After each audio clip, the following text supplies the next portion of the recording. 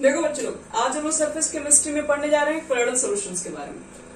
और colloidal solutions को पढ़ने से पहले समझना पड़ेगा कि किस तरह का सॉल्यूशन है और सॉल्यूशन भी किस तरह का पहले होता है। तो सबको पता है कि सॉल्यूशन टोटल 3 टाइप्स के होते हैं। एक होता है आपके पास है ट्रू सॉल्यूशन, और एक होता है कोलोइडल सॉल्यूशन, कोलोइडल सॉल्यूशन, और एक हमारे पास क्या होता है जिसको सबको जाता है सस्पेंशन। ये छोटे क्लास में 9th क्लास में सब लोग पढ़ लेते हो कि सॉल्यूशन के 3 types, true solution, colloidal solution and suspension. True solution क्या है, कोलोइडल सॉल्यूशन कैसा होगा, सस्पेंशन कैसा होगा, इसको समझने के लिए हम 3 एक्सपेरिमेंट करेंगे। 3 छोटे छोटे बीकर लेके आएंगे हम लोग, और ये तीनों बीकर के अंदर क्या करेंगे, आप क्या कर लो, इस बीकर के अंदर आप पानी ले लीजिए, वाटर, इसमें भी वाटर फिल कर दो, यहां पर भी वाटर फिल कर दो, 1 गिलास वाटर इसमें भी डाल दो और 1 गिलास वाटर इसमें भी रख लो। ये तीनों में आप वाटर फिल कर दीजिए अच्छे से एकदम। उसके बाद क्या करो, इसमें 1 चम्मच NaCl डाल दो, 1 स्पून इसमें NaCl चाहिए होगा।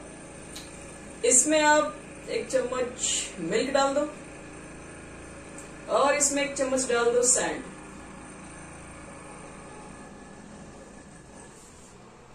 और तीनों को ऑब्जर्व करो और देख के बताओ कि तुमको क्या दिखेगा। 2 मिनट के बाद सबको छोड़ दीजिए, 2 मिनट तक खिला डुला के सबको छोड़ दीजिएगा। क्या लगता है इस वाटर के सॉल्यूशन में, इस NaCl वाटर के सॉल्यूशन में आपको क्या दिखेगा? ये जो आपका सॉल्यूशन होगा पूरा एकदम क्लियर होगा, साफ होगा, NaCl कहाँ गया आपको पता भी नहीं चलेगा। ये सॉल्यूशन पूरा तरीके से क्लियर होगा और इसमें सॉलिड पार्टिकल्स कहाँ चले गए ये पता नहीं चलेगा। तो इस तरह के सॉल्यूशन को क्या बोलते हैं, ट्रू सॉल्यूशन, जिसमें सॉलिड पार्टिकल्स कंप्लीटली क्या बोलते हैं, डिसॉल्व हो गए वाटर के अंदर। ये ट्रू सॉल्यूशन आपके पास है। और ये जो आपने 1 चम्मच जो मिल्क मिला दिया वाटर में, क्या लगता है वाटर दिख रहा होगा आपको? वाटर तो पूरा ब्लर हो गया होगा, पूरा ब्लर हो गया होगा, सिर्फ मिल्क के पार्टिकल्स आपको धुंधला धुंधला सा दिखाई पड़ रहे होंगे ऊपर ऊपर। तो ये जो चलो आपके पास सॉल्यूशन हुआ, इसको बोलते हैं कोलोइडल सॉल्यूशन। इसमें सॉलिड पार्टिकल्स डिसॉल्व नहीं हुआ है, इसमें जो मिल्क है ये वाटर के अंदर डिसॉल्व नहीं हुआ है।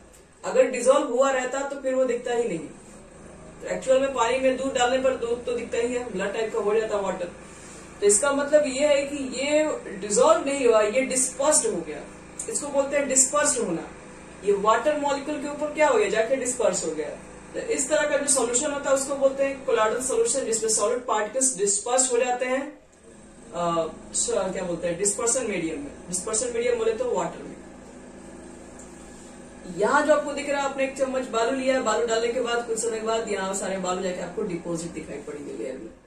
तो ये जो आपका सॉल्यूशन हुआ जिसमें आप सॉलिड पार्टिकल्स को अच्छे से विजुअलाइज कर सकते हैं, वाटर को तो देख ही रहे हैं। तो इस तरह का सॉल्यूशन डिसॉल्व ना है ना डिस्पर्स है, ये पूरी तरीके से कोई रिलेशन नहीं है।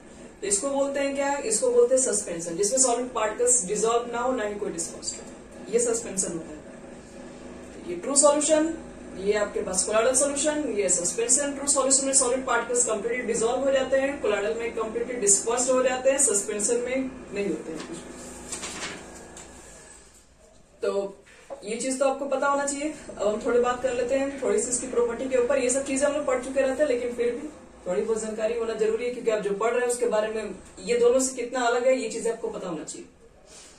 क्योंकि सॉल्यूशन हम लोग ऑलरेडी पढ़ चुके हैं 2nd चैप्टर में केमिस्ट्री के। देखो इसमें जो पार्टिकल के जो साइज होते हैं वो लेस देन 1 नैनोमीटर होते हैं। 1 नैनोमीटर में 10⁻⁻⁹ मीटर होते हैं।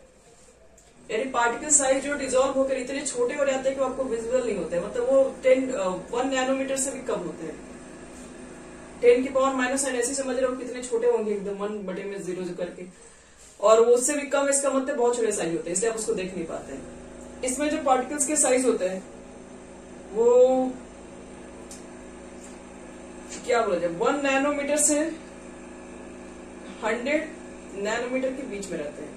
1 to 100 इसके बीच में होता है इसके साइज।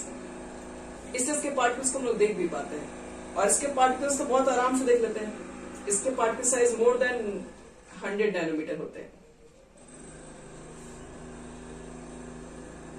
बस अब आपसे पूछा जाए नेचर, ये तो पार्टिकल साइज हो गया। नेचर क्या है, क्या ये होमोजीनियस है, हेटेरोजीनियस है, क्या ये? तो ये तो कंप्लीटली डिसॉल्व हो गया। कंप्लीटली जो डिसॉल्व हो जाता है वो तो होमोजीनियस ही नेचर का होता है। ये होमोजीनियस है बच्चे लोग, क्योंकि इसमें सॉलिड सॉल्वेंट को आप अलग अलग नहीं कर सकते हैं। ये भी कह सकते हो, ये भी बोल सकते हो कि कंप्लीटली यूनिफॉर्मली क्या है, वाटर के अंदर डिसॉल्व है। ये क्या लग रहा है, ये देखने से तो लग रहा है कि होमोजीनियस है, ये भी डिसॉल्व हो चुका है, लेकिन एक्चुअल में होमोजीनियस तो है नहीं। होमोजीनियस रहता है तो पूरी तरीके से डिसॉल्व हुआ रहता है, डिसॉल्व नहीं है, ये डिस्पर्स हुआ चीज है। तो देखने में लगता है ये होमोजीनियस जैसा ही दिख रहा है, लेकिन एक्चुअल में वो भुला नहीं, वो तो वाटर के ऊपर जाके पूरी तरीके से फैल गया, डिस्पर्स हो चुका है। तो इसको भी हेटेरोजीनियस ही बोलेंगे। ये हेटेरोजीनियस है विजिबल, और ये भी हेटेरोजीनियस ही है, ध्यान रखना। विजिबिलिटी, इसको अपने आंख से देख सकते हैं क्या? इसके अंदर आप झांक के देखिएगा तो नमक थोड़ी ना आपको दिखेगा, तो लिखोगे नॉन विजिबल या नॉट विजिबल, ये आपको नहीं दिखने वाला है।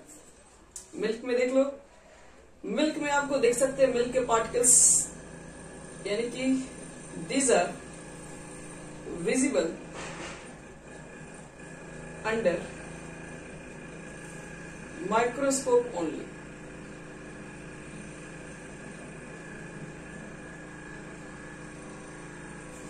माइक्रोस्कोप से बच्चे लोग तुम लोग देख सकते हो, लेकिन हेटेरोजीनियस के लिए हमको कोई माइक्रोस्कोप की जरूरत नहीं है। ये हमको देखने के लिए हमारा आंख ही काफी है। इसको हम देख सकते हैं, this can be seen bye naked eyes.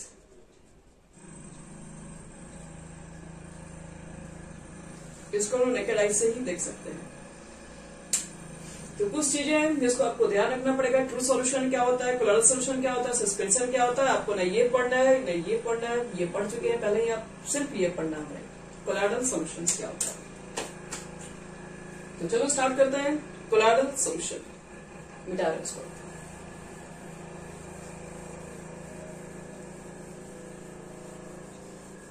अब इसी के बारे में पूरा बात करना, और ये खत्म हो गया तो आपका ये चैप्टर भी आपका सरफेस केमिस्ट्री खत्म ही हो जाएगा। यहाँ देखो कोलॉइडल सॉल्यूशन के बारे में। कोलॉइडल सॉल्यूशन जैसे आपको पता है, एक सिंपल सॉल्यूशन बनाने के लिए एक सॉल्यूट चाहिए होता है, एक सॉल्वेंट चाहिए होता है। तो एक सॉल्यूशन तैयार करना दोनों का होना जरूरी है। उसी तरीके से कोलॉइडल सॉल्यूशन भी अगर तैयार करना है तो इसमें भी दोनों का होना जरूरी है। सॉल्यूट का होना जरूरी है और सॉल्वेंट का होना जरूरी है। लेकिन अगर सॉल्यूट सॉल्वेंट बोलते हैं तो उसको तो हम लोग ट्रू सॉल्यूशन बोलते हैं, क्योंकि ट्रू सॉल्यूशन के अंदर ही सॉल्यूट सॉल्वेंट को बोलते हैं।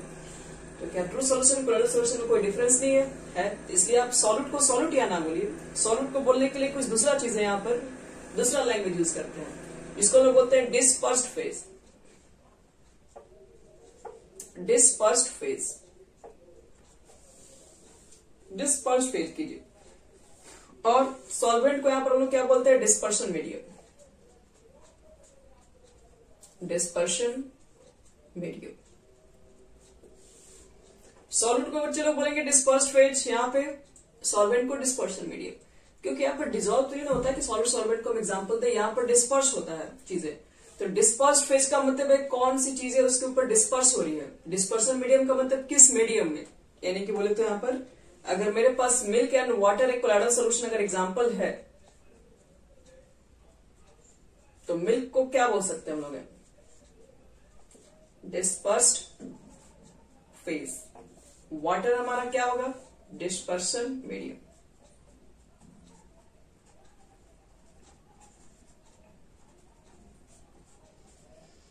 डिस्पर्स फेज को कहोगे डिफाइन कर दीजिए, तो बोलेंगे the substance, shortcut, the substance get dispersed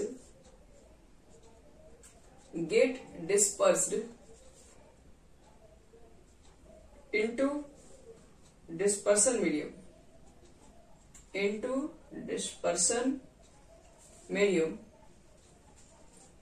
is called dispersed phase, यानी कि कोई भी सब्सटेंस अगर डिस्पर्शन मीडियम में डिस्पर्स्ड हो जाता है वो डिस्पर्स्ड फेज है। और कोई भी सब्सटेंस जिस मीडियम में डिस्पर्स होता है वो इसको डिस्पर्सन मीडियम कहते हैं। ऐसे ही इसको बताओ तो उसका डेफिनेशन यूज कर लो, इसको बताओ तो इसका यूज कर लो। डिस्पर्स फेज का मतलब है जो भी सब्सटेंस डिस्पर्सन मीडियम में डिस्पर्स्ड होगा उसको डिस्पर्स्ड फेज, और जो भी सब्सटेंस जिस मीडियम में डिस्पर्स्ड हो रहा है उसको डिस्पर्सन मीडियम कहेंगे। बढ़ते हैं आगे। अब हम लोग पढ़ेंगे इसके क्लासिफिकेशन। कोलॉइडल सॉल्यूशन के कितने होते हैं classification on the basis of dispersed phase and dispersion medium.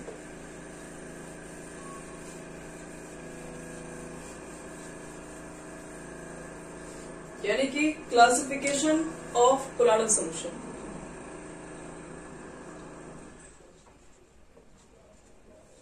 On the basis dispersed phase, अब डीपी लिख दे रहे हैं शॉर्ट में, और डिस्पर्शन मीडियम डीएम। चलो इसके बेसिस पे आपको बताना है कि कोलॉइडल सॉल्यूशन के टाइप्स। डोंट वरी, यहां देखिए, यहां लिख दो डिस्पर्स्ड फेज, यहां लिख दो डिस्पर्शन मीडियम, यहां लिख दो नेम ऑफ कोलॉइड, और यहां लिख दो कुछ एग्जांपल्स।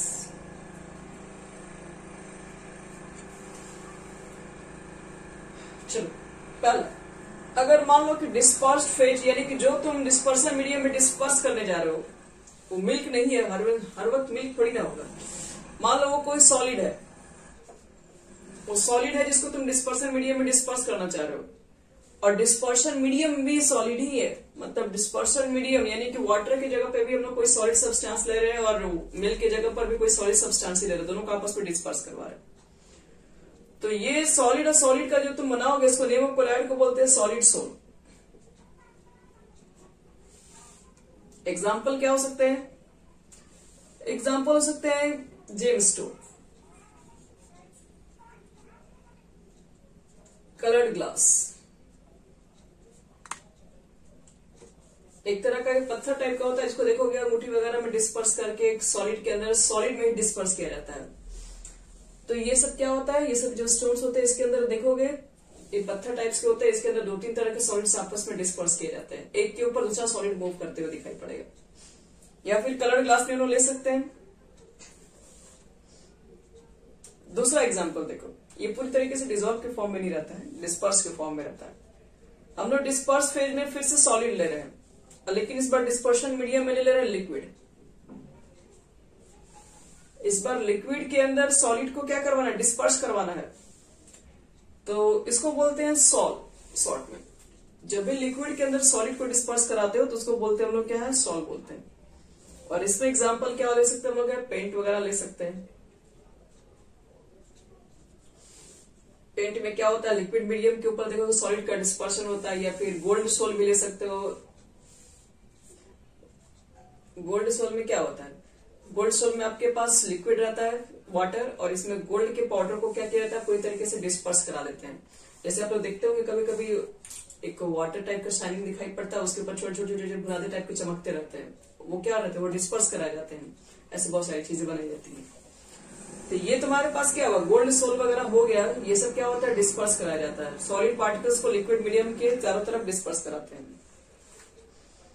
और तुम्हारे पास हो गया थर्ड, डिस्पर्स फेज में है क्या है, सॉलिड फिर से लेते हैं। और इस बार गैस में क्या करवाना है, गैस में डिस्पर्स करवाना है सॉलिड को, इसको बोलते हैं एरोसोल। अगर गैसेस को आप डिस्पर्स करा देंगे सॉलिड के अंदर, गैसेस में क्या करवाना है, सॉलिड को डिस्पर्स करवाना है। तो स्मोक तुम लोग देखते होगे, स्मोक में क्या होता है, स्मोक में आपके पास गैसेस पार्टिकल्स होती है, और गैसेस पार्टिकल्स के अंदर क्या होती है, कार्बन, अनबर्न कार्बन पार्टिकल्स होते हैं। उस गैसेस पार्टिकल्स को देखोगे जो स्मोक के अंदर निकलता है, उसमें कार्बन के छोटे छोटे पार्टिकल्स होती हैं जो कि अनबर्न के फॉर्म में, अनबर्न कार्बन पार्टिकल्स रहते हैं। बहुत समय तक स्मोक को रोकोगे तो हाथ भी आपका ब्लैक ब्लैक दिखने लगता है। तो ये आपके पास है डिस्पर्स फेज जब सॉलिड होगा, डिस्पर्शन मीडियम में भी सॉलिड, लिक्विड, गैसेस के कंडीशन में। ये होंगे आपके 3 टाइप्स के। ये भी तो हो सकता है ना कि ये सॉलिड ना होकर ये लिक्विड भी हो सकता है। अगर डिस्पर्शन मीडियम आपका लिक्विड है, इस बार लिक्विड को ही डिस्पर्स कराना है। कहां पर डिस्पर्स कराना है, तो सॉलिड के अंदर। सॉलिड इस बार है, उसमें डिस्पर्स करवाना है लिक्विड को। तो इस तरह के कोलॉइड्स को लोग बोलते हैं जेल। एग्जाम्पल में क्या लिख सकते हैं, बटर, जेलीज, ये सब में क्या होते हैं आपके पास है सॉलिड पार्टिकल्स होते हैं, ठीक है। और इसके अंदर क्या होता है, लिक्विड को डिस्पर्स करा के हम लोग बटर वगैरह तैयार करते हैं। पांचवा तुम्हारे पास क्या, लिक्विड, और डिस्पर्स भी कराना है लिक्विड के अंदर। लिक्विड को लिक्विड में डिस्पर्स कराओगे उसको बोलते हैं इमल्शन। जैसे इमल्शन एग्जांपल अगर हम लोग ले, मिल्क, मिल्क एक इमल्शन का एग्जांपल है। मिल्क के अंदर क्या होता है, मिल्क आपके पास क्या होता है, लिक्विड्स होता है, और उसमें देखोगे फैट्स पार्टिकल्स जो कि ऑयल पार्टिकल्स दिखाई पड़ते हैं जब उसको हम लोग क्या करते हैं, बॉयल वगैरह करते हैं तो उसमें क्या होता है, फैट्स पार्टिकल्स जो प्रेजेंट होते हैं, फैट्स पार्टिकल्स होते हैं, प्रोटीन्स होते हैं जो कि डिस्पर्स फेज के फॉर्म में प्रेजेंट होते हैं। और लिक्विड को मान लो डिस्पर्स कराना है कहां पर, तो गैस में, तो इसको भी बोलते हैं एयर शो। एक बार ऊपर भी आया था। देखो लिक्विड को तुम क्या करवाना, गैस के ऊपर लिक्विड को डिस्पर्स कराना पूरी तरीके से। तो आप लोग जो देखते हैं फॉग वगैरह, मिस्ट वगैरह, वो क्या होता है, वो इसी का तो एग्जांपल है। गैसेस के ऊपर क्या होते हैं, लिक्विड्स ड्रॉपलेट्स होते हैं।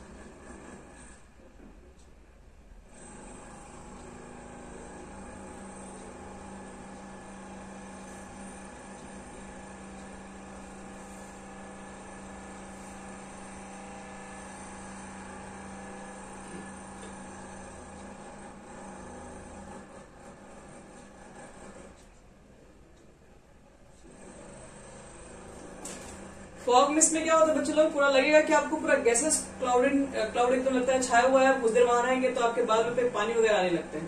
तो इसका मतलब क्या, वो गैसेस के अंदर लिक्विड क्या रहता है, डिस्पर्स रहता है। 6 फिर 7 देख लो, इसमें 4 5 6 देख लो, 6 तक तो ये 7 में क्या हो जाएगा, सॉलिड हो गया, लिक्विड हो गया। अब गैसेस के ऊपर बात करते हैं। एक गैस इधर हुआ और गैस पार्टिकल को डिस्पर्स कराना है किसके अंदर, सॉलिड के अंदर। तो इसको हम लोग क्या बोलते हैं, इसको भी सॉलिड सॉल बोलते हैं। गैसेस पार्टिकल्स को तुमको डिस्पर्स कराना है सॉलिड के अंदर। जैसे तुम फोम वगैरह देखते हो, रबर वगैरह देखते हो, फोम जो रबर होता है,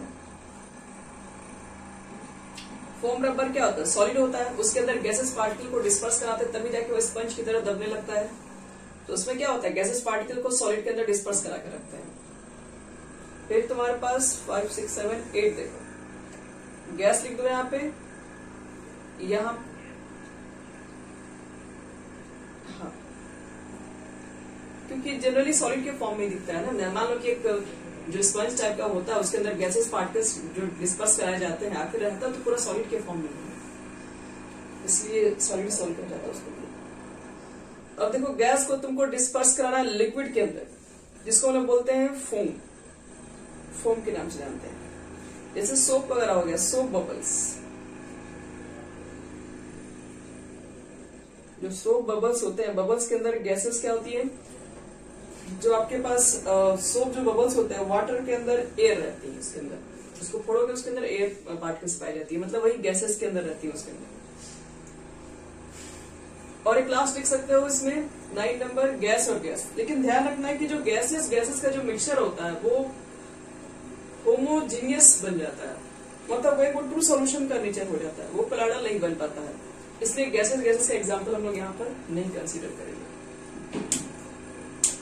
तो ये आपके हो गए कुल classifications. Dispersed phase, dispersion medium के बीच में क्या है क्लासिफिकेशंस। चलो ये क्लासिफिकेशन याद रखना। कभी कभी क्वेश्चन आपसे क्या पूछता है, एक नंबर पूछ देगा कि इमल्शन में कुछ एग्जांपल दीजिए, क्या पूछ सकता है कि सॉलिड सॉल्व के कुछ एग्जांपल दीजिए, या फिर ऐसा क्लाउड सॉल्यूशन को क्या बोलते हैं जिसमें सॉलिड और लिक्विड को कंबाइन करके बनाया जाए, नेम ऑफ कोलाइड बताइए। तो ये सब भी क्वेश्चन किया जाता है।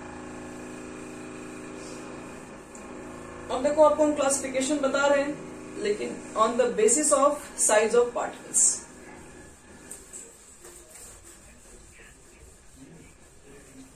नहीं होता है ना, गैस और गैस आपस में मिक्स करेंगे तो दो गैसेस क्या होता है, होमोजीनियस मिक्सचर बना लेता है, डिस्पर्स नहीं होता एक दूसरे के ऊपर, तो होमोजीनियस हो जाता है, कोलाइडल नहीं हो पाता है गैसियस मिक्सचर।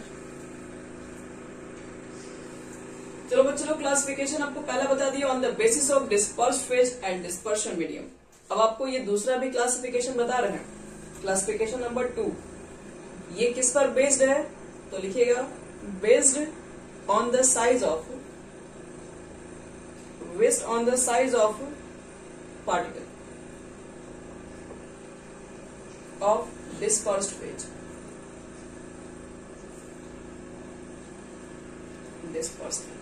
ये जो तुम्हारे पास बेस बनाया गया है वो किसके ऊपर है, साइड पार्टिकल्स के ऊपर है, जिसमें पहला आपके पास होता है मल्टी मॉलिकुलर कोलाइड।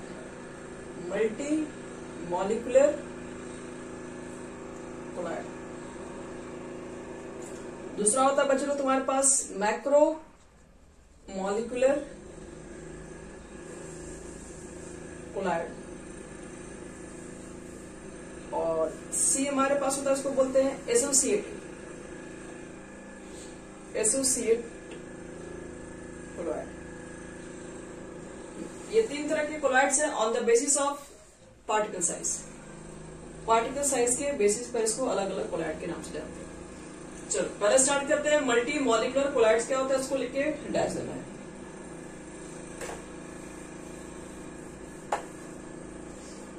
आओ चेक करते हैं, नाम से क्लियर है बच्चे लोग, मल्टी मॉलिकुलर कोलाइड। सब कुछ इसके नाम में छुपा हुआ है। इसमें क्या कह रहा है, इसको बनाने के लिए, इस तरह के कोलाइडल सॉल्यूशन को बनाने के लिए आपको मल्टी मॉलिकुलर कोलाइड चाहिए, मतलब बहुत सारे मॉलिक्यूल्स चाहिए कोलाइड पार्टिकल्स के, तब जाके कोलाइडल सॉल्यूशन एक बनता है। जैसे सपोज करो मुझे मान लो कि सल्फर का सोल बनाना है। सल्फर का सोल का मतलब है कि सल्फर के पार्टिकल्स को वाटर में पूरी तरीके से डिस्पर्स करवाना है।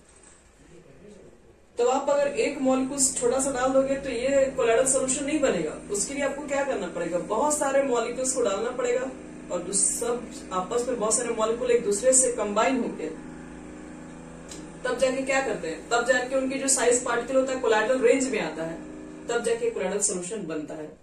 मतलब कोलाइडल सॉल्यूशन को बनाने के लिए क्या करना पड़ता है, सल्फर सोल के कोलाइडल सॉल्यूशन अगर आपको बनाना है तो आप सल्फर के पार्टिकल्स को डालेंगे। सल्फर के पार्टिकल्स आपस में क्या होता है, एग्रीगेट करके, यानी कि दूसरे मॉलिक्यूल दूसरे और सल्फर मॉलिक्यूल से कंबाइन कर करके क्या होगा, ये एक बड़े से साइज पार्टिकल में कन्वर्ट हो जाएगा। और इतने साइज पार्टिकल में कन्वर्ट हो जाता है कि आपको वो वाटर के ऊपर डिस्पर्स हुआ, मतलब तैरता हुआ दिखेगा। ऐसा नहीं कि डिजॉल्व के फॉर्म में नहीं दिखेगा, वो क्या होगा, डिस्पर्स के फॉर्म में दिखेगा। तो मल्टी मॉलिकुलर नाम से ही क्लियर है, इससे बहुत सारे मॉलिक्यूल आपस में क्या होते हैं, ज्वाइंट होके एग्रीगेट होके एक कोलाइडल रेंज में आते हैं। पहले से छोटे से सल्फर के पार्टिकल्स कोलाइडल रेंज में नहीं होते हैं, लेकिन जब बहुत सारे सल्फर पार्टिकल्स आपस में जुड़ के कोलाइडल रेंज में आते हैं तब जाके वो डिस्पर्स होना स्टार्ट होते हैं। यानी मल्टी मॉलिकुलर कोलाइड में हम लोग बोल सकते हैं कि व्हेन, देखो उसके डेफिनेशन को कैसे सेट किया गया, बोलेंगे when molecule of dispersed phase when molecules of dispersed phase aggregate, AGGREGAT, aggregate मतलब वही होता है जुड़कर। जो डिस्पर्स्ड फेज के जो मॉलिक्यूल्स है वो एग्रीगेट टुगेदर, एक साथ वो जुड़कर टू फॉर्म, क्या फॉर्म करते हैं, तो to form particle of colloidal range. एक पार्टिकल्स बनाते हैं जो कि कोलाइडल पार्टिकल की साइज थोड़ी बड़ी होनी चाहिए, तभी आपको सॉल्यूशन दिख पाएगा भी। नहीं तो जब सॉल्यूशन में कोलाइडल पार्टिकल्स दिखेगा ही नहीं तब तो ट्रू सॉल्यूशन हो जाएगा, जब पार्टिकल्स दिखेंगे नहीं उसके अंदर। तो पार्टिकल्स को दिखने के लिए क्या होगा, सल्फर के जो मॉलिक्यूल्स, सल्फर नहीं और भी एग्जाम्पल ले सकते हो, तो वैसे कोई भी मॉलिक्यूल्स, ठीक है, जो कि डिस्पर्स फेज में आने के बाद वो क्या होते हैं, एग्रीगेट हो जाते हैं बहुत सारे मॉलिक्यूल के साथ और एक बड़े से कोलाइडल पार्टिकल के साइज में फॉर्म हो जाते हैं। कोलाइडल रेंज लिख दो, RNGE। तो the colloid is known as, उस तरह का जो कोलाइड होगा is known as multi molecular colloid. Multi molecular colloid. बस यही है।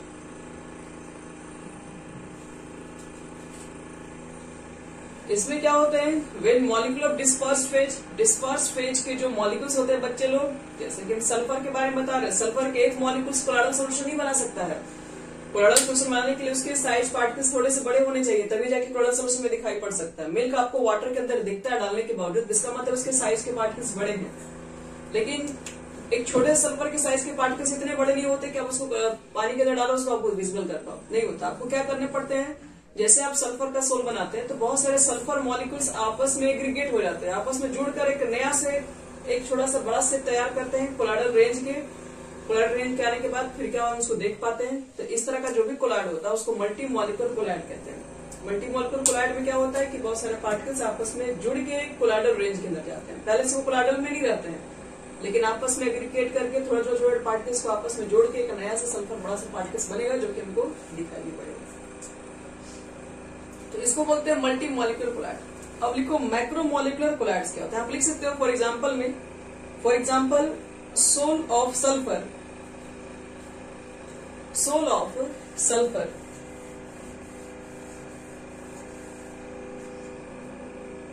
1000 एसिड मॉलिक्यूल, 1000 एसिड मॉलिक्यूल। जो सल्फर के मॉलिक्यूल है 1000, सोचो 1000 मॉलिक्यूल एग्रीगेट हो गए, aggregate to form colloidal particles, to form colloidal particles.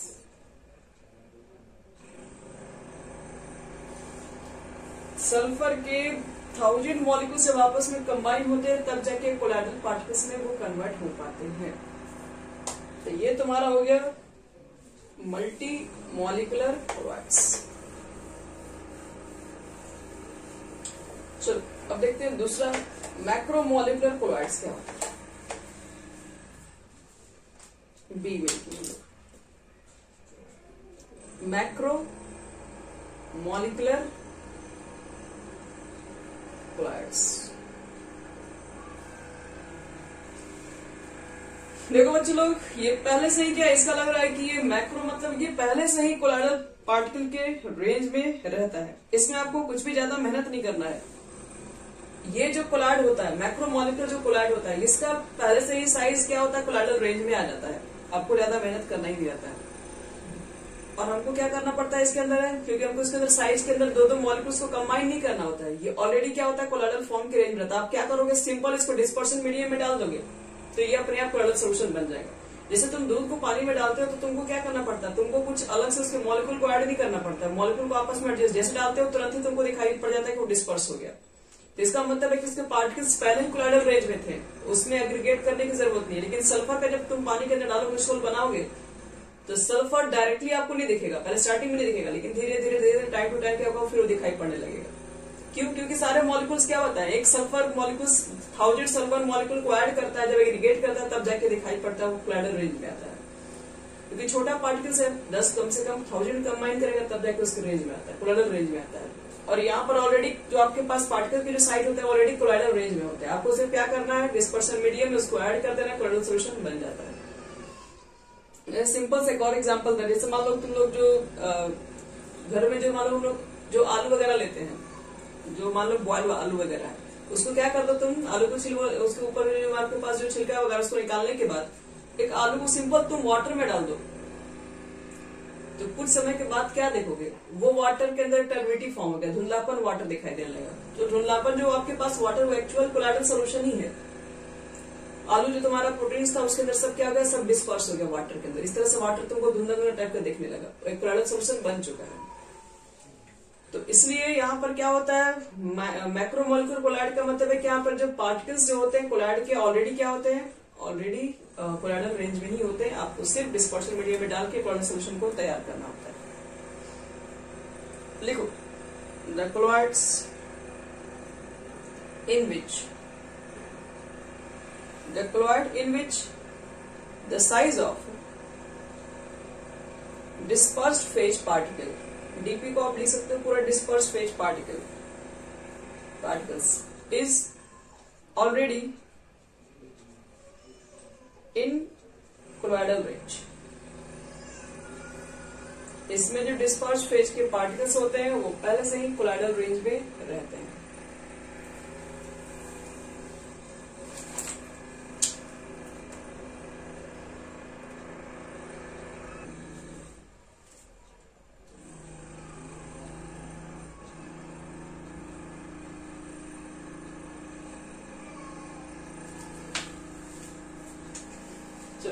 The colloidal in which the size of dispersed phase particles is already in colloidal range, that type of colloid is called macromolecular colloids.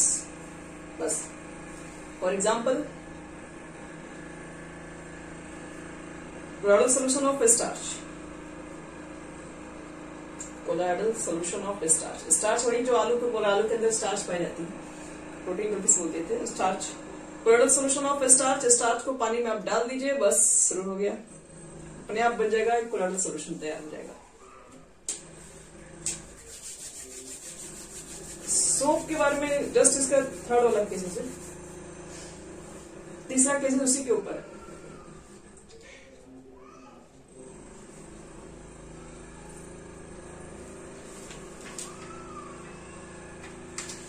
हो गया बच्चे लोग, ये second. और third बताते हैं. Third को बोलते हैं एसोसिएट कोलॉइड. तो देखो ये किस तरह का कोलॉइड है, नाम से भी लग रहा है एसोसिएट करना. एसोसिएट का मतलब भी होता है जुड़ना. थर्ड लिखिए एसोसिएट कोलॉइड.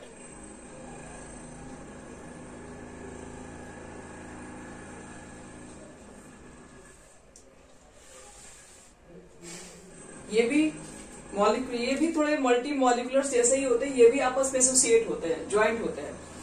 लेकिन फिर दोनों में डिफरेंस क्या है? एसोसिएट भी पढ़ रहे हैं, मल्टी मॉलिक्यूलर भी पढ़ रहे हैं, दोनों में डिफरेंस है बच्चों लोग. एसोसिएट कोलॉइड क्या है और मल्टी मॉलिक्यूलर कोलॉइड क्या है, दोनों में डिफरेंस है. क्या डिफरेंस है? ये भी एग्रीगेट होते हैं, वो भी एग्रीगेट होते हैं. यहाँ पर ये है कि अगर आपके पास लोअर कॉन्सेंट्रेशन अगर लिए आप है, मतलब एसोसिएट कोलॉइड के अगर आपने लोअर कॉन्सेंट्रेशन लिया है, तो as we have electrolyte, electrolytic solution लिखो. इलेक्ट्रोलाइटिक सॉल्यूशन बोले तो ट्रू सॉल्यूशन. यानी कि अगर मान लो अगर आपने एसोसिएट कोलॉइड को लिया, अगर उसका आप लोअर कॉन्सेंट्रेशन लेके चल रहे हो, मतलब बहुत कम कॉन्सेंट्रेशन लेके चले हो, तो वो लगेगा कि वो पानी के अंदर पूरा डिजोल्व ही हो गया. लेकिन अगर उसका हाई कॉन्सेंट्रेशन रहेगा, अगर उसका हाई कॉन्सेंट्रेशन रहेगा तो बनता है वो कोलॉइड जैसा बनने लगता है, तब उसका बिहेवियर एक कोलॉइड जैसा हो गया. कहोगे बात नहीं समझ में आया? चलो एग्जांपल देके समझाते हैं.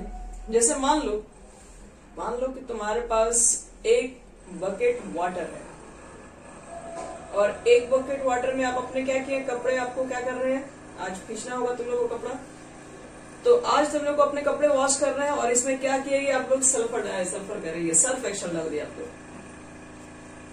सर्फ एक्सल यूज करते हो, सर्फ एक्सल क्या करोगे, थोड़े से डालो, एकदम थोड़ा सा, 1 चम्मच से भी कम, बोलो हल्का सा, एक चुटकी डाल दिए. तो क्या लगता है, एक चुटकी आपके पास ये सर्फ एक्सल डालने से क्या आपको दिखाई पड़ेंगे कि सर्फ एक्सल के पाउडर कहाँ गए उसके अंदर? तो लगेगा कि पूरे बकेट में अगर तुम थोड़ा सा अगर ऐड कर दियो सर्फ एक्सल, वो भी एक चुटकी हल्का सा डाले हैं, तो क्या फर्क पड़ेगा इसको? आपको तो लगेगा कि पूरा डिजोल्व ही हो गया, आपको दिखेगा ही नहीं उसके पार्टिकल्स कहाँ गए, किसी को नहीं दिखेंगे. अगर लग रहा है कि दिख जाएंगे तो एक्सपेरिमेंट आज कर लो, आज अपना कपड़ा सब धो लो, समझ में आ जाएगा. थोड़ा सा अगर एक चुटकी अगर हम इसमें डाल देंगे सर्फ एक्सल, तो कुछ पता ही नहीं चलेगा क्या हुआ. लेकिन वही अगर हम 2 चम्मच 3 चम्मच डाल दें, तब आपको समझ में आएगा, तब उसके आपको पार्टिकल्स आपको बनते हुए दिखाई पड़ेंगे मिसल के फॉर्म में. झाग वगैरह कहते हैं, वो बनते हुए आपको दिखाई पड़ेंगे, और पूरे वाटर मॉलिक्यूल्स के ऊपर क्या रहते हैं, वो डिस्पर्स होने स्टार्ट हो जाते हैं. तो इसका मतलब है जब लोअर कॉन्सेंट्रेशन था तो हमें तो लग रहा था ये ट्रू सॉल्यूशन बन गया, क्योंकि वो तो आपके पार्टिकल से नहीं दिख रहे थे. जब ज्यादा अमाउंट में डालते हैं तब जाके उसके ऊपर क्या आता है, वो झाग क्रिएट होता है, मिसल्स बनते हैं. वही चीज उसको क्या करते हैं लोग देखते हैं, वही डिस्पर्स होते हैं वाटर पार्टिकल्स के ऊपर. देखोगे थोड़े झाग पार्टिकल्स सब दिखाई पड़ते हैं. तो इसी तरह के कोलाइड्स को बोलते हैं एसोसिएट कोलाइड्स। लोअर कॉन्सेंट्रेशन में रहेंगे तो आपको लगेगा कि इलेक्ट्रोलाइटिक सोल्यूशन बना रहेगा, ज्यादा कॉन्सेंट्रेशन लेके चलोगे तब आपको लगेगा कि एक कोलाइडल सोल्यूशन बन रहा है। और इसमें एग्जांपल आपको देंगे सोप एंड वाटर का सोल्यूशन। पहले इसका डेफिनेशन लिख लेते हैं, फिर आपको उसका भी एग्जांपल देना। लिखो तो, these are the solution, these are the solution which we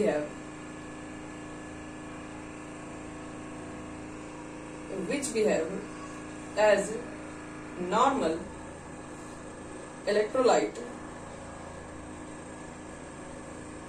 at lower concentration। Lower concentration रहेगा तो एक नॉर्मल इलेक्ट्रोलाइट की तरह काम करेगा। इलेक्ट्रोलाइट मतलब जो डिजोल्व हो जाता है, but at higher concentration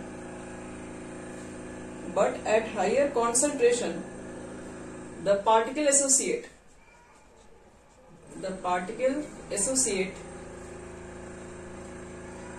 together to form particles of colloidal range, range. ये होता है इसका काम। कम में रहेगा तो इलेक्ट्रोलाइटिक सॉल्यूशन बना देगा, ज्यादा रहेगा तब जाके इसके पार्टिकल्स एग्रीगेट होकर तब जाके कोलाइडल रेंज बनाते हैं। एग्जांपल्स लिखिए।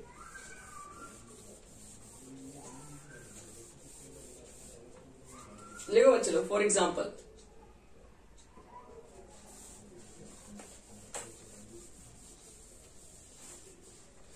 Soap and water.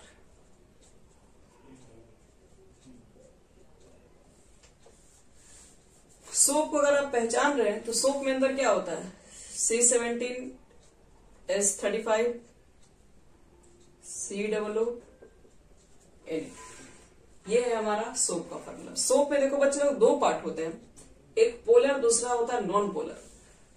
अब इतने सारे कार्बन थोड़ी ना पोलर होते हैं। ये वाला जो पार्ट जो होता है ना, इसको बोलते हैं नॉन पोलर। इसको नॉन पोलर पार्ट को मैसे इंडिकेट करते हैं, ये है हमारा नॉन पोलर, इसको टेल बोलते हैं, नॉन पोलर। अब कार्बन के बीच में थोड़ी ना मतलब चार्जेस होता है। चार्जेस कहाँ होगा बच्चे लोग, तो यहाँ पर होगा C डबल बॉन्ड O और O पर निगेटिव और सोडियम बाहर निकल जाता है, ये होता है आपका पॉजिटिव, यही अट्रैक्शन। तो ये वाला देखो, ये पोलर पार्ट है। ये वाला जो पार्ट होता है तो वो आपको कहते हैं पोलर पार्ट। इसको हेड पार्ट भी बोलते हैं।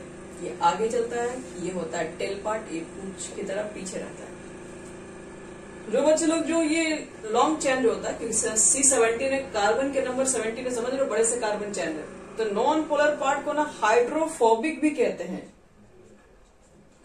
हाइड्रोफोबिक का मतलब क्या है, वो वाटर से हेट करता है, वाटर को रिपेल करता है, वाटर हेटिंग नेचर रखता है, वाटर से एकदम नफरत करता है। ये वाटर को देखेगा उधर ही भाग जाएगा। और ये जो आपको होता है, ये वाला जो पार्ट होता है, जो हेड पार्ट होता है, जो पोलर पार्ट होता है, इसको बोलते हैं हाइड्रोफिलिक पार्ट। हाइड्रोफिलिक का मतलब है वाटर लविंग, जो कि वाटर से बहुत प्रेम करता है, मतलब वाटर की तरफ वो अट्रैक्ट होते चला जाएगा, जहां वाटर को देखेगा उसी की तरफ जाकर पीछे पड़ जाएगा। ये वाटर लविंग सब्सटेंस होता है। ये वाटर से जुड़ना पसंद करता है, ये वाटर से दूर भागना पसंद करता है। तो देखो होता क्या, आपको समझा रहे हैं। आप जब कपड़े साफ करते हैं तो एक्चुअल में होता क्या है, कैसे हम लोग चीजें देखते हैं कि पूरी तरीके से साफ हो जाती है। आपको पूरा प्रोसेस बताते हैं। तो देखो, तुमने क्या कर दिया यहाँ पर, जैसे मान लो कि हम अगर थोड़े अमाउंट में अगर सोप को वाटर में डालेंगे तो हमें बिल्कुल भी नहीं दिखेगा कि उसके अंदर कोई भी झाग वगैरह बन रहा है। आपको कोलाइडल सॉल्यूशन ही नहीं फील होगा। फील होने के लिए आपको थोड़ा कॉन्सेंट्रेशन को बढ़ाना पड़ेगा। तो ज्यादा जब कॉन्सेंट्रेशन बढ़ाते हो तो क्यों हमें दिखने लगता है, वो समझा रहे हैं। जैसे मान लो तुम्हारे पास ये है वाटर ड्रॉपलेट, तो पानी के अंदर रखे हो तो ये वाटर है, और ये तुम्हारा क्या सोप है। सोप में ये जो हेड पार्ट होता है वो वाटर को पसंद करता है, ये जो टेल पार्ट है वो क्या करेगा, वाटर से दूर भागेगा। तो ये जो सोप के जो पार्टिकल्स जो आएंगे, तो देखो ये टेल वाला पार्टिकल को हम ऐसे इंडिकेट कर रहे हैं और हेड वाला पार्टिकल को ऐसे इंडिकेट कर रहे हैं जो कि वाटर लविंग है, और टेल वाला पार्टिकल इससे दूर भागेगा। सेम अगले बार आएगा, हेड वाला पार्टिकल इसके नजदीक आएगा, टेल वाला इससे दूर भागेगा, हेड वाला इससे अट्रैक्ट करेगा, टेल वाला दूर भागेगा। हेड वाला इसकी तरफ अट्रैक्शन होगा, टेल वाला इसके पीछे भागेगा। टेल वाले को नफरत है इसलिए टेल वाले पीछे रहेगा वाटर से, हेड वाले को प्रेम है इसलिए ये आगे रहेगा। तो ऐसे करते करते आपको क्या लग रहा है, ये वाटर पार्टिकल्स थे और ये सब सारे मॉलिक्यूल्स आपस में जुड़ते गए, वाटर से सब अट्रैक्ट होते गए। अट्रैक्ट होने के बाद ये तो साइज बड़ा हो गया, ये एग्रीगेट हो गया सब। अब ये साइज जैसे बड़ा हो जाता है, इसी को हम लोग क्या कर पाते हैं, इसी को हम लोग देख पाते हैं वाटर के अंदर। तो इसी को बोलते हैं बच्चे लोग एसोसिएट कोलाइड। और ये जो आपको जो क्रिएट होता है इसको बोलते हैं मिसल, बोलते हैं मिसल। ये जो आपको गोल गोल जो झाग टाइप का जो दिखता है उसको मिशल्स कहा जाता है।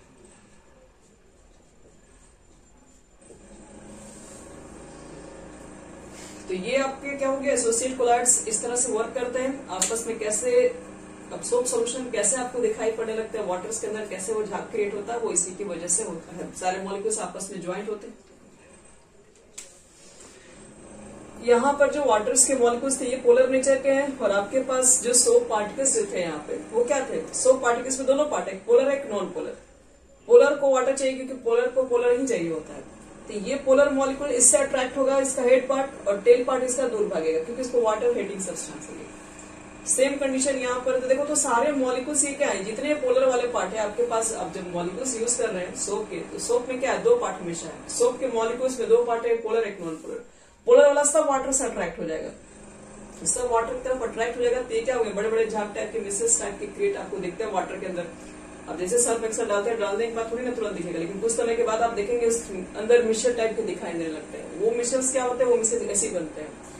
जो आपके पास सोप हो गए, डिटर्जेंट हो गए, इसका जो पोलर पार्ट है वाटर से अट्रैक्ट होता है, और बहुत सारे वाटर मॉलिक्यूल से जब वो ज्वाइंट होकर कंबाइन होता है तो एक बड़ा सा शेप आता है जो कि कोलाइडल रेंज के अंदर दिखने लगता है। तो यही बच्चे लोग हमारे पास होता है, मिक्सल्स होता है, कोलाइडल सॉल्यूशंस के अंदर एसोसिएट कोलाइड्स होता है। कभी कभी आप लोग एक एडवर्टाइज भी देखते होंगे। एडवर्टाइज में क्या रहता है, आपके पास एक फैब्रिक होता है, यहाँ पे कपड़ा रहता होगा और यहाँ पे दाग लगे रहते हैं, दिखाता है वो भी जब एडवर्टाइज किया जाता है, और आप इसके ऊपर सर्फ एक्सेल डालते हैं, बाल्टी के अंदर डाल के कपड़ा निकालते हैं, दाग गायब हो जाता है। तो ऐसा आपको क्या लगता है, ऐसा क्या हो गया होगा कि ये दाग सर्फ एक्सेल ने गायब कर दिया होगा। तो ऐसा यहाँ पर क्या हो रहा होता है उसी को समझा रहे हैं आपको। तो इसमें देखो होता क्या, ये जैसे मान लो तुम्हारा डर्ट पार्टिकल्स है, समझिए बात पहले, ये डर्ट पार्टिकल्स है।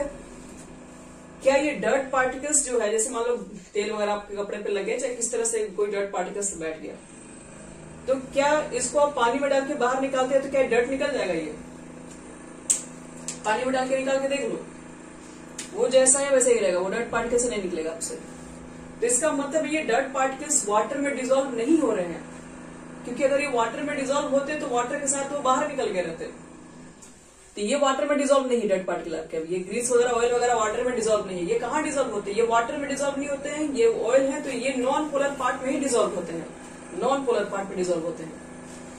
और आप वाटर दे रहे हैं, वाटर तो पोलर है, वाटर जो दे रहे हो एक पोलर है। अब पोलर पे ये नॉन पोलर थोड़ी डिजोल्व होगा, पोलर में पोलर ही डिजोल्व होता है, नॉन पोलर में नॉन पोलर ही डिजोल्व होता है। तो हम लोग क्या करते हैं, इसके अंदर लेके आते हैं साबुन, वो जो देखते हैं सोप वगैरह लेके इसके ऊपर रगड़ते हैं, रीन शक्ति ये सब जो बहुत सारा एडवर्टाइज देता है, रीन शक्ति लाके इसके ऊपर रगड़ दिए, ये चीज तुरंत निकल जाता है। ऐसा रीन शक्ति में क्या कमाल है। तो देखो इसमें होता क्या है, जैसे आप उसके ऊपर जो सोप वगैरह लगाते हैं, तो सोप में आपको क्या बताया, दो पार्ट होता है, एक पोलर होता है, एक नॉन पोलर होता है। और ये जो आपके पास जो डर्ट है वो नॉन पोलर है, तो इस बार ये नॉन पोलर को अट्रैक्ट कर लेगा अपनी तरफ। ये क्या है, ये हेड, क्योंकि हेड तो दूर भागेगा ना, हेड कहाँ जाएगा, हेड पोलर के पास जाएगा। नॉन पोलर क्या होगा, नॉन पोलर को अट्रैक्ट करेगा। तो सोप का जो नॉन पोलर पार्ट है इसमें डिजोल्व हो जाएगा, लेकिन पोलर पार्ट्स को दूर भगाएगा। इसी तरीके से देखो यहाँ पर भी नॉन पोलर पार्ट से ये डिजोल्व होगा और पोलर पार्ट को दूर भगाएगा। इसी तरीके से देखो तो ये पूरा क्या होगा, जैसे आप इसके ऊपर ऋण शक्ति लगाते हैं, यही कुछ होता है। जो आपके पास नॉन पोलर पार्ट है वो जाके उस डर्ट में डिजोल्व हो जाते हैं, और जो पोलर पार्ट होता है उस डर्ट से दूर भागते हैं। क्यों, क्योंकि वो पोलर है, वो नॉन पोलर में तो डिजोल्व ही नहीं होंगे, उससे हेट करते हैं नॉन पोलर से। तो कुछ इस तरीके से देखो क्रिएट होगा मिसल। पहले आप उसके ऊपर ऋण शक्ति लगा चुके हैं, और आप जैसे ही वाटर मॉलिक्यूल आप डालेंगे तो वाटर मॉलिक्यूल जैसे मान लो इसके ऊपर तुमने फिर से वाटर मॉलिक्यूल फेंक दिया, तो वाटर मॉलिक्यूल जैसे तुम डालते हो तो ये पोलर है, ये वाटर मॉलिक्यूल को खींचेगा, ये वाटर मॉलिक्यूल को खींचेगा, ये वाटर मॉलिक्यूल को खींचेगा, ये हर तरीके से वाटर मॉलिक्यूल को अट्रैक्ट करेगा।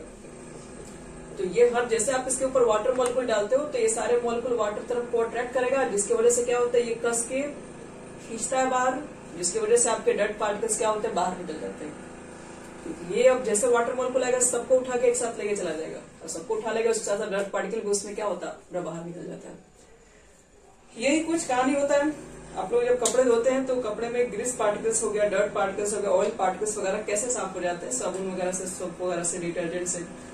यही आपके पास जो डिटर्जेंट से साफ इसलिए हो जाते हैं क्योंकि ये भी एक नॉन पोलर पार्ट है, और नॉन पोलर पार्ट भी नॉन पोलर पार्ट में डिजोल्व होते हैं। सोप का नॉन पोलर पार्ट डिजोल्व हो गया, वाटर आएगा तो सारे पोलर को अट्रैक्ट करेगा, जिसकी वजह से हर तरह से अट्रैक्शन लगेगा, तो वो भी चीजें बाहर निकल जाती है। तो ये आपका तीनों तरह का कोलॉइड्स के टाइप्स बता दिए, जो कि आपके पास पार्टिकल साइज के बेसिस पर था। नेक्स्ट अभी और भी इसमें क्लासिफिकेशन है, लेकिन आप लोगों को जानना है इसलिए आज हम यहीं पे छोड़ दे रहे हैं।